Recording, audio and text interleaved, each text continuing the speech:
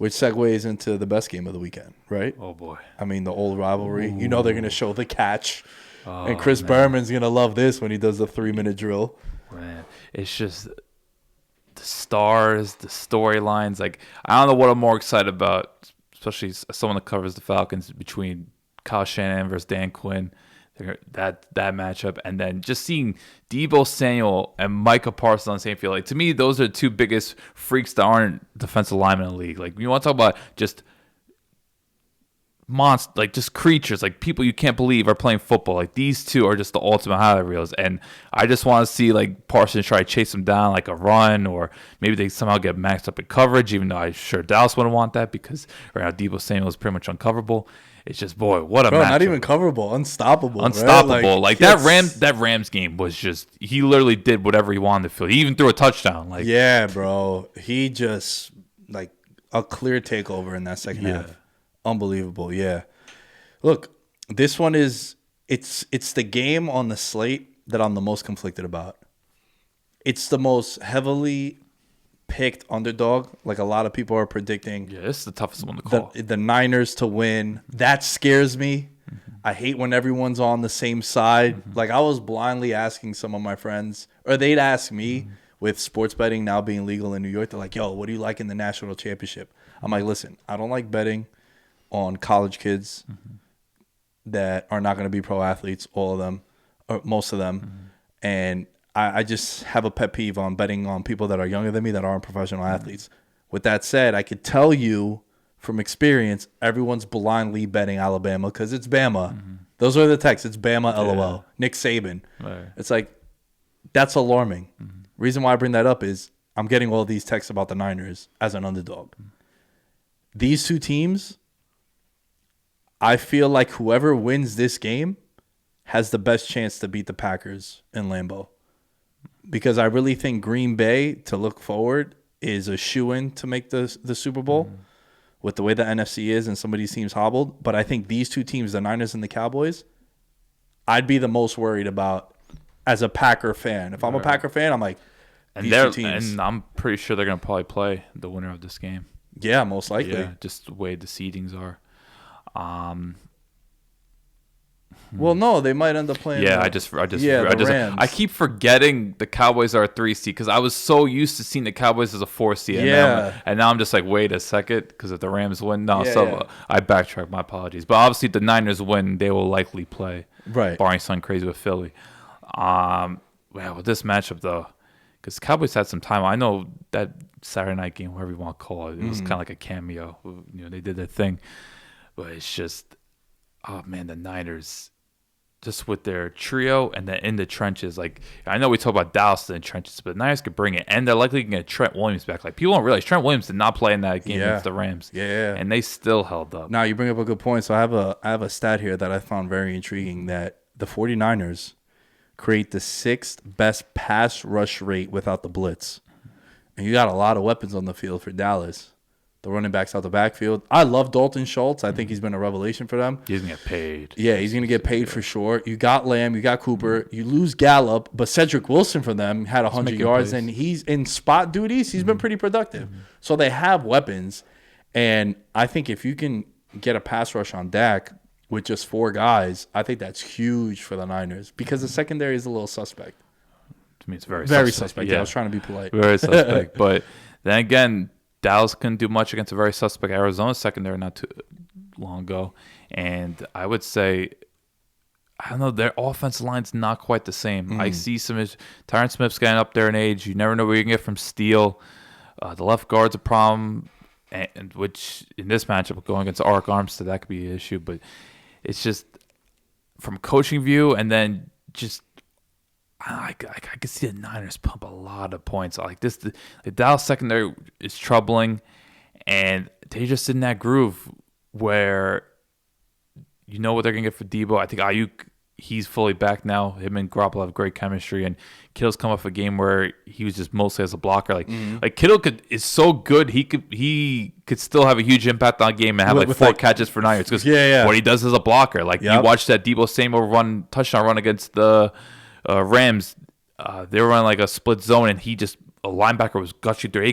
Kittle just levels him. Deebo gets bursts into the off the edge, and then he scores. And then on a huge screen to Debo, Kittle once again gets a second level, levels a corner. Like Kittle has the nastiest pancakes, but they aren't pancakes to be pancakes. Like they are game-changing blocks. And it's amazing what they could do. And how about Jawan Jennings? Yeah. Another one of these receivers just makes plays after catch. And he did it a bunch of times against the Rams. It's a really exciting time if you're a Niners fan. And what's crazy is like they looked hopeless in that first half. But that second half was one of the best things I've seen all season football. And there's a lot to be excited about. I think the biggest concern is can Garoppolo avoid making those 2-3 mistakes he tends to make every game, and just the secondary, given that we know what Dallas has on the outside. The one thing I feel like a lot of people forget is that this is a very similar Niners team to the one that made the Super Bowl. A lot of the same guys. Mm-hmm. I would even argue that the players might even be better now because like Debo is more established. Mm-hmm. Nick Bosa is more established. You didn't have Trent Williams then.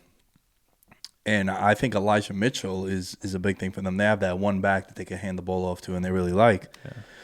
And last year, this was a team who a lot of people were like, yo, they might go back to the Super Bowl. Right? We're talking about mention Fred Warner, by the way, who's coming off an outstanding game against the Rams. Right. Yeah. So that's another guy, too. Yeah. And then, they have the season from hell. We've documented this many, many times. The one thing that I'd be concerned about if I'm a Cowboys fan is we've seen it on 2 separate occasions. They lay a massive egg after a monster win. Yeah, their offense gets static. They beat the piss out of your Falcons. Mm-hmm. Lay an egg against the Chiefs. You play the Washington football team, beat the piss out of them. You lay an egg against the Cardinals. And then now you're coming off a monster win against the Eagles. Mm-hmm. You can make the case, well, this is the playoffs now. It'll be different, which is totally fair. Mm-hmm.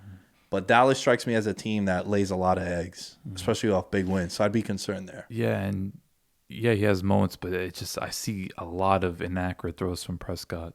Like a couple of games, they can't get any rhythm. And CeeDee Lamb becomes anonymous, which is concerning because he's such a weapon. But there's games, particularly against Arizona, where it's just like, when is he gonna pop up? When is he gonna make plays? And it's just, I'm like, if Dallas can't throw the ball, because I don't think people realize like the Niners have one of the best run defense league. Like Sony Michel at one point had like 14 carries for 15 yards. Then he had like a 12-yard run. But like the Niners shut down running games. So I'm concerned. Like, all right, a lot of this is gonna be on Dak's shoulders. And look, Dak has all the ability in the world, and he could put up 400 yards and 3 touchdowns if he could exploit those matchups on the outside, because Dallas definitely has the advantages there.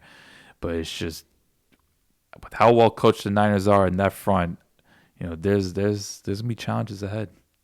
And look. Let's not get it twisted, too. They put up 50 points against Washington. That was like a JV team that Washington had out there because of COVID. And then Philly didn't care about that game. All their guys were out, and they put up 50 also. So, yeah, Dak, lit it up in those games. But you got to add context to that, too.